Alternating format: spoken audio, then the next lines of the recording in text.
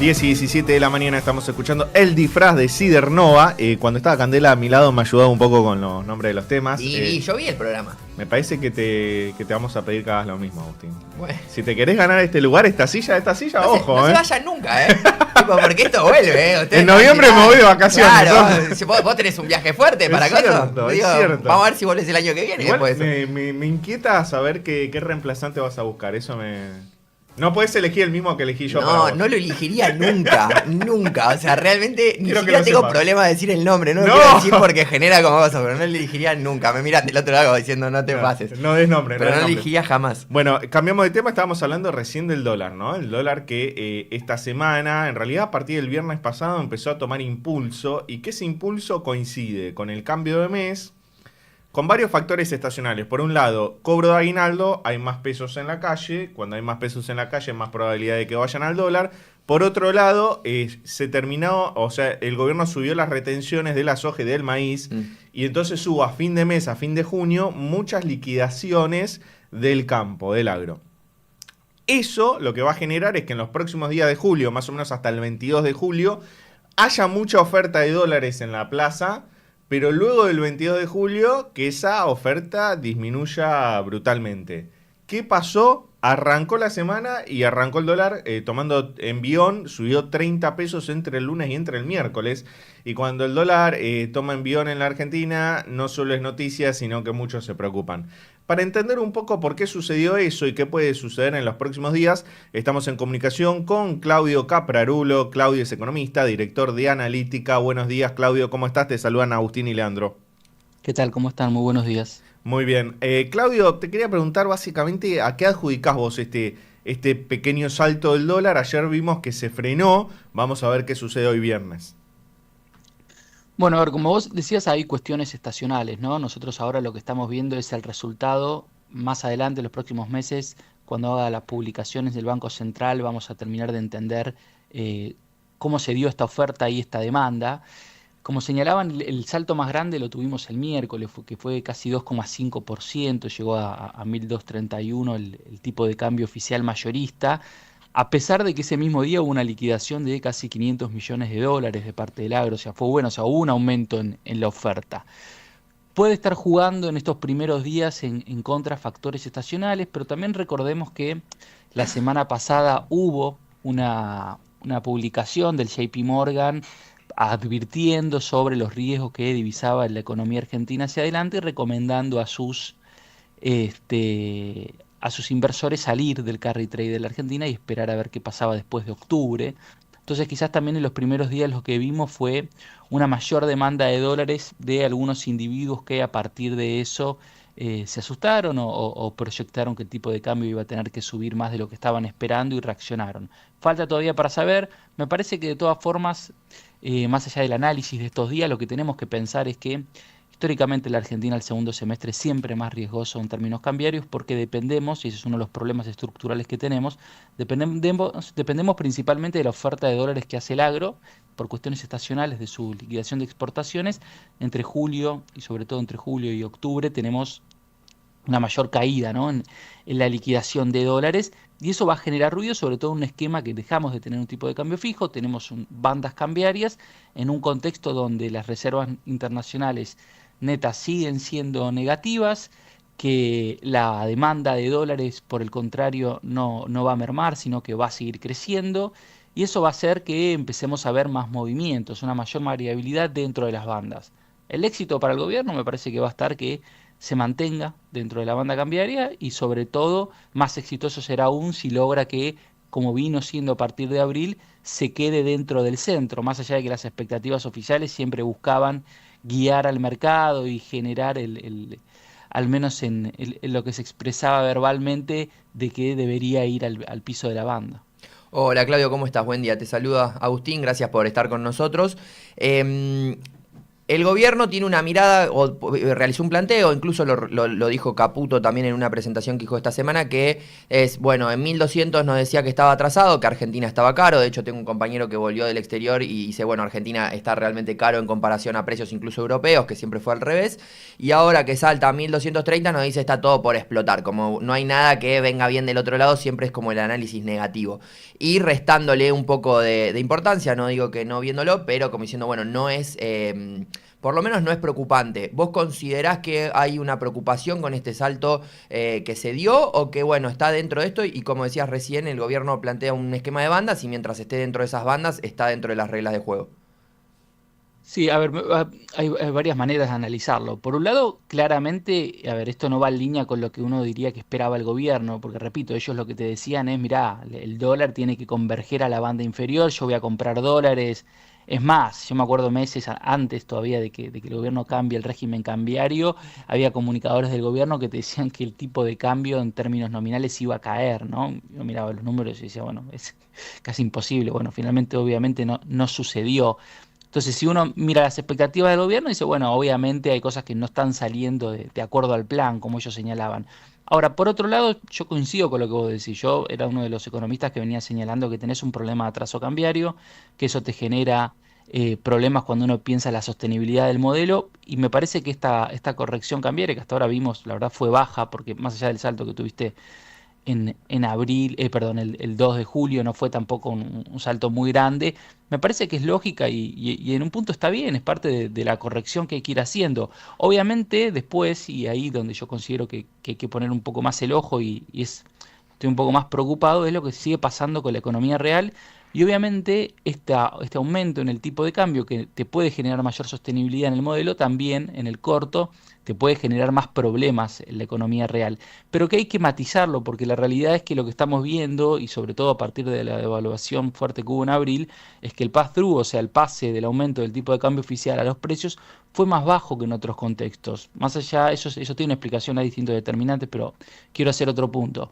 Entonces digo, es probable que este aumento del tipo de cambio tenga un pass-through a precios que vaya a ser más bajo, lo cual le quita un aspecto, disminuye el costado negativo, pero de todas formas lo que nosotros vimos fue que en el primer trimestre, a pesar de que la economía creció, el desempleo aumentó, que la precariedad aumentó el desempleo y aumentó menos porque aumentaron sobre todo mucho los puestos de los cuentapropistas, que es un sector de la economía que principalmente vive en la informalidad con todos los problemas que eso genera. Entonces, parece que todavía la economía real, nosotros tenemos una proyección en abril creció la economía, es el dato que dio el INDEC, nuestra proyección para abril es que hubo una leve caída, entonces no vemos que la economía tenga un dinamismo que permita empezar a resolver los problemas que tenemos en el mercado de trabajo, y creo que hacia adelante, si el gobierno logra, como decíamos, dentro de las bandas y logra ir acomodando el tipo de cambio sin que eso implique un gran estrés para la economía, me parece que los mayores problemas los vamos a empezar a ver sobre todo en la economía real. Claudio, faltan 3 meses para las elecciones legislativas de octubre. Siempre que se acercan las elecciones hay volatilidad porque la política influye en la economía y esa volatilidad incluye al dólar. ¿Vos creés que tiene recorrido alcista de acá a las elecciones, que los ahorristas y tal vez algunos inversores van a buscar dolarizarse? Sí, a ver, como decís vos, Leandro, siempre hay antes de las elecciones, sobre todo las elecciones presidenciales, ¿no? Cuando uno está muy atento a que pueda haber un cambio en el régimen macroeconómico, ni hablar lo que había pasado en las de 2023, sobre todo cuando Milei gana las primarias y su lema de campaña era que el peso era excremento, que iba a dolarizar, entonces eso obviamente te ponía en escenarios muy de border. Pero saliendo de ahí, yo este año la verdad que en ese sentido mismo lo decía, por ejemplo, el informe del JP Morgan, ¿no? Que hablaba sobre los efectos de las elecciones. Nosotros la verdad que al menos cuando hablamos con las empresas, con los inversores, no notamos una preocupación marcada sobre el resultado de las elecciones legislativas de medio término. Eh, Más allá de lo que señalan o las preocupaciones que te pueda acercar el sector privado, tampoco uno cuando hace un análisis ve que puede haber un cambio o, o algo que genere una modificación importante y le obligue al gobierno a repensar seriamente su política económica. Entonces, no debería haber un riesgo muy grande. Después, obviamente, los inversores tienen memoria y más allá de que el escenario sea diferente, por ahí actúan medio en en consecuencia decir, bueno, elecciones por las dudas, dolarizo. Y en eso también había algo del gobierno de decir, bueno, el argentino va a terminar eligiendo, o por lo menos cambiando de moneda, o se va a dar cuenta de que capaz en este contexto el dólar no es buena inversión y demás, y lo que vimos, nada, en los últimos 2 meses es que las personas físicas siguen comprando dólares y demandando a un buen ritmo. Incluso teniendo cierta coherencia de que quizás no es la mejor opción de inversión o de resguardarse y demás en este contexto. ¿Vos crees que eso va a seguir? Digo, ¿piensan en que la persona a pie con esta liberación de cepo para personas físicas, humanas, va a seguir en este ritmo que estamos viendo de 2.000 millones por mes? Sí, sí. A ver, hay 1 millón de argentinos que más o menos todos los meses compran dólares en el banco y lo hacen para atesoramiento. Si uno lo mira respecto de la población, obviamente es una parte pequeña, pero es una parte que seguramente también tiene menos impacto de lo que veníamos hablando, de los problemas que muestra la economía real, sobre todo porque todavía siguen teniendo capacidad de ahorro. Y más allá de lo que veníamos diciendo, obviamente si uno dice, bueno, hay que aprender a vivir con las bandas, ¿no? Es probable que el aumento que tuvo el precio del dólar en abril, bueno, por ahí hizo que un inversor termine decidiendo dolarizar una mayor proporción por ahí del aguinaldo de la que tenía pensado previamente. Entonces, eso va a seguir y es uno de los problemas. El matiz es que lo importante también es que el gobierno genere las condiciones para que el que compra dólar ahorro lo deje en el banco, ¿no?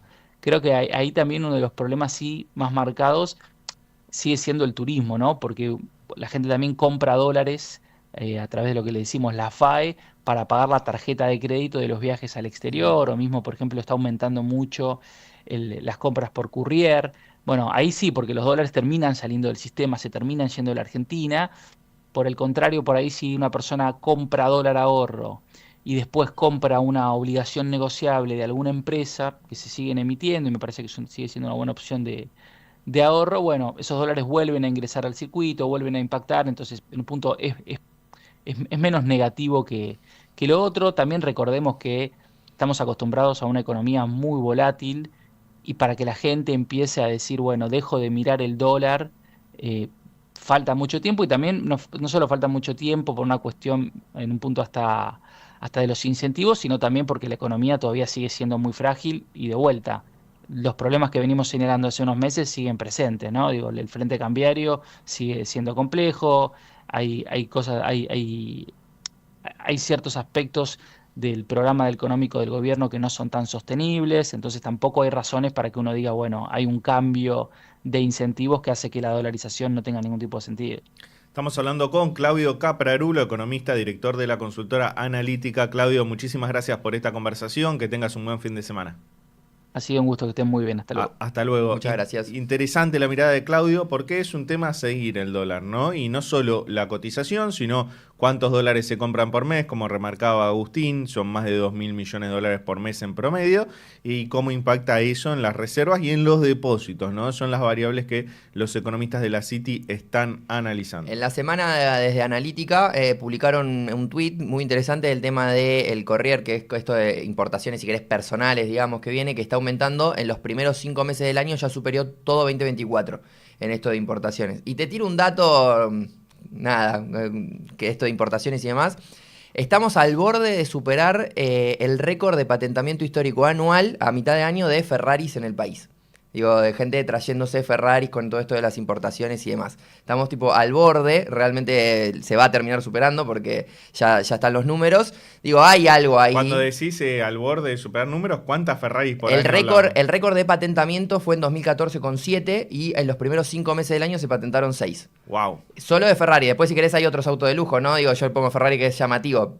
Hay Porsche y demás que también vienen en aumento. Eso habla de cierto también libertad para importar y demás, pero también de gente como, bueno, usando dólares y demás que de algún lado tienen que salir. ¿La estacionás por acá por la radio? Acá a la puerta. Sí, cuando quieras te llevo.